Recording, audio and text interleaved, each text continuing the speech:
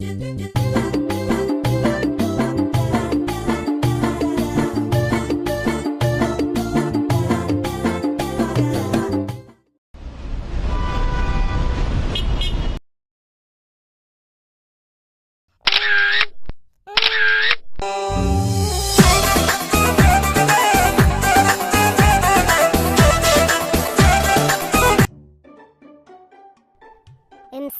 تصيبهم. شوفي كيف طالعين مع بعض ولا قالوا لي.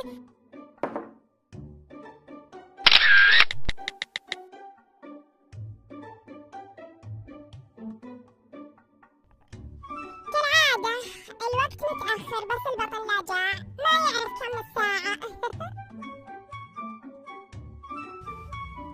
حبيبي مرة شكرا يا بيبي على الهدية. اللي يسألون هذه جاب لي إياها شلحلح من لندن، أنا أسعد وحدة في الدنيا. خلي نوير الدبية تنقهر.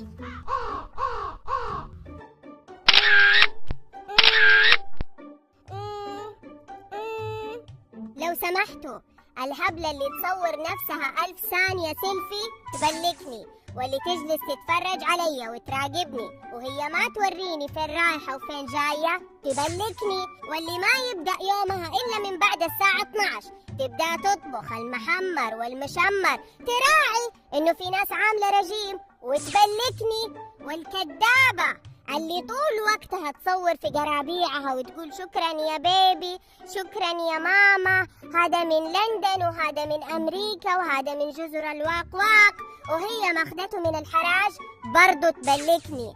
والهبلة اللي بالعة راديو طوال الوقت تشكر وتوجب على الطالعة والنازلة، مبروك الزواج، مبروك الولادة، مبروك الوفاة، تبلكني. ألف مبروك، ألف مبروك ما جالش يا خضراء ويتربى في عزش. ألف مبروك الزواج يا مسفرة، والله إني فرحت لش. عظم الله أجرش، والله يجعلها آخر الأحزان يما مشبب. ويش هذا الزين يا ريتا، استمتعنا بسناباتش، والله يعطيش العافية يا ظريفة على العريكة، قسما بالله شكلها لذيذة. مبروك يا بخيتة، الله يحفظ لش زوجش ويديم عليكم السعادة.